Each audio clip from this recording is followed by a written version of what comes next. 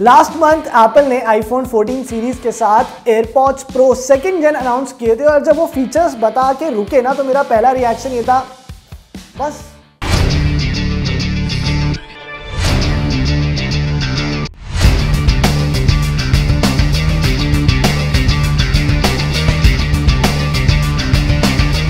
2019 में जब पहले एयरपॉड्स प्रो आए थे तो उस समय they set the world on fire, मतलब अमेजिंग रिस्पॉन्स आया, बहुत लोगों ने खरीदा।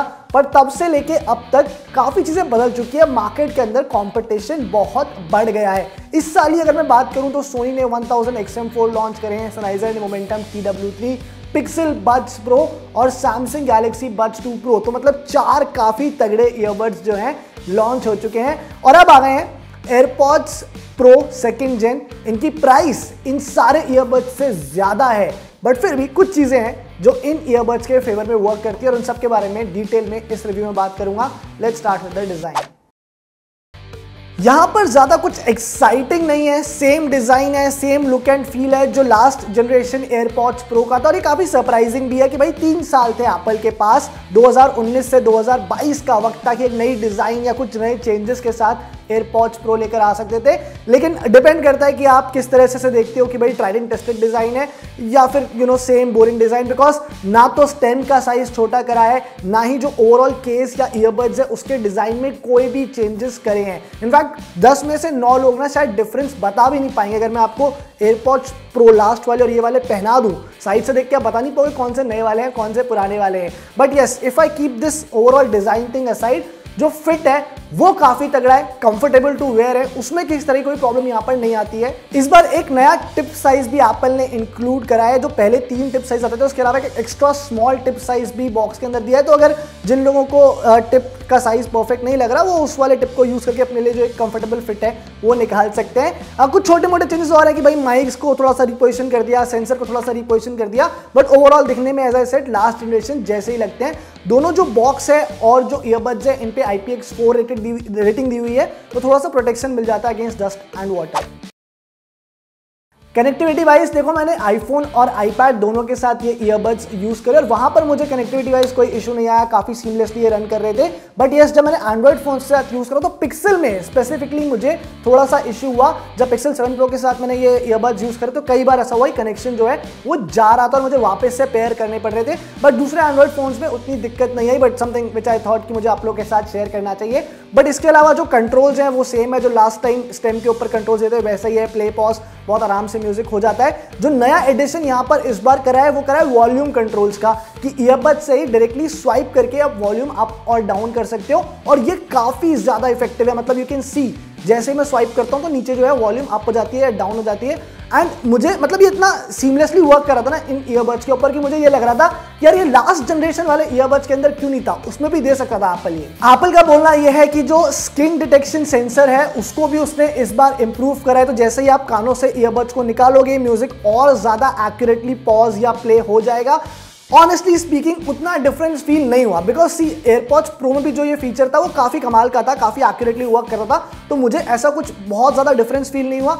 But yes, overall it's very responsive. जैसे ही कान से निकालते हो म्यूजिक पॉज हो जाता है, वापस लगाते ही अपने आप प्ले हो जाता है। इन ईयरबड्स के अंदर 11 mm के ड्राइवर्स एप्पल ने यूज किए हैं, सेम ड्राइवर्स जो लास्ट ईयर के 3rd जनरेशन एयरपॉड्स के अंदर यूज हुए थे। And I can confidently say कि these are the best sounding AirPods by Apple till now. अभी तक की बेस्ट साउंड क्वालिटी किसी भी एयरपॉड्स के अंदर है।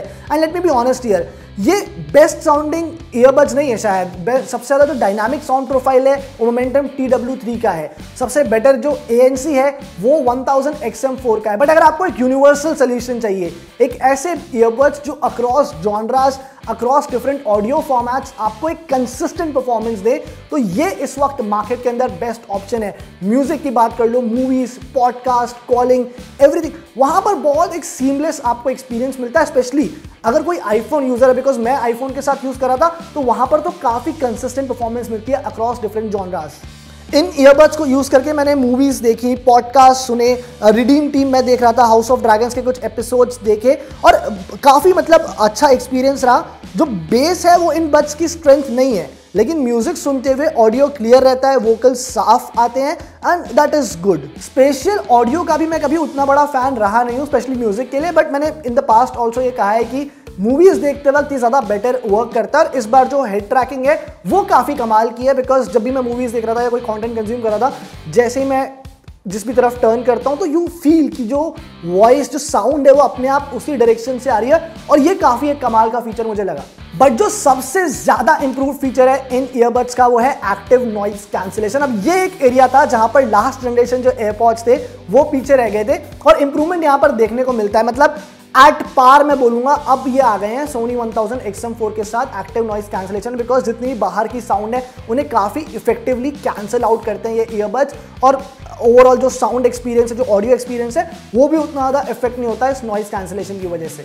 इसके अलावा दूसरे सारे जो यूजुअल फीचर्स हैं वो है कि ऑटो स्विच हो जाता है डिफरेंट डिवाइसेस के बीच में। तो अगर आप आईफोन और आईपैड पे एक साथ यूज कर रहे हो, कॉल आ गया तो अपने आप वो डिटेक्ट कर लेगा और डिवाइसेस स्विच हो जाएंगे। इसके अलावा सिरी का जो फंक्शन है वो भी यहाँ पर दिया हुआ है। एप्पल का बोलना है कि भाई 6 घंटे का बैटरी बैकअप मिल जाएगा एक्टिव नॉइज कैंसिलेशन के साथ। अगर हेड ट्रैकिंग ऑन करी है तो 5.5 घंटे, और चार्जिंग केस के साथ करीब 30 घंटे की बैटरी लाइफ ये ईयरबड्स देते हैं। मैंने जब यूज किया, मैंने एक्टिव नॉइज कैंसिलेशन भी ऑन किया हुआ था, हेड ट्रैकिंग भी ऑन करी हुई थी, और 1 हफ्ते तक मुझे केस को चार्ज नहीं करना पड़ा। और मैंने मूवीज देखी हैं, मैंने गेम्स भी खेले इनको यूज करके, कॉल्स भी लिए हैं, पॉडकास्ट सुने, एंड आई थिंक 2-3-4 घंटे मैं दिन में करीब यूज कर रहा हूँ, और 1 हफ्ता आराम से बैटरी बैकअप चला। तो बैटरी जो है क्वाइट सेटिस्फैक्टरी है, आपको इतना फ्रीक्वेंटली इन्हें चार्ज नहीं करना पड़ेगा।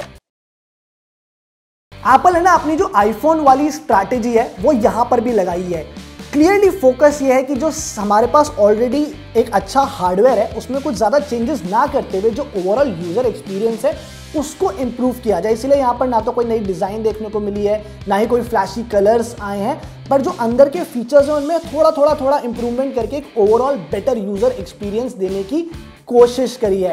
एज आई प्रीवियसली सेड कि मतलब अगर मुझे एक्टिव नॉइज कैंसिलेशन के लिए कोई ईयरबड्स चाहिए होंगे तो मैं सोनी के पास जा सकता हूँ, और मेरा अगर यूज़ केस म्यूज़िक का है मैं शायद बोस या सनाइजर के पास जा सकता हूँ। बट अगर मुझे एक ओवरऑल सोल्यूशन चाहिए, स्पेशली अगर मैं आईफोन यूज़र हूँ, तो आई थिंक ये इस वक्त मार्केट के अंदर बेस्ट ऑप्शन है। वैल्यू फॉर मनी प्रोपोजिशन नहीं है, प्राइस 27,000 रुपये है तो थोड़ा सा एक्सपेंसिव है, बट आई वुड से कि अगर कोई सेल आती है आने वाले दिनों में जहां पर कुछ ना कुछ बैंक के ऑफर या दूसरे ऑफर्स के साथ मिला के ये 22-23,000 रुपये तक मिलते हैं, तो उस प्राइस के ऊपर this can be a very good deal for any iPhone user. और सिर्फ नए यूजर्स के लिए नहीं, जो लोग 3 साल पुराने एयरपॉड्स प्रो भी यूज कर रहे हैं उनके लिए मुझे लगता है कि अब इसमें इनफ इंप्रूवमेंट्स हैं कि आप अपग्रेड कर सकते हो with the AirPods pro 2। Fibre की जो रेटिंग है इन ईयरबड्स के लिए वो है 8.5 out of 10। I hope you like the video.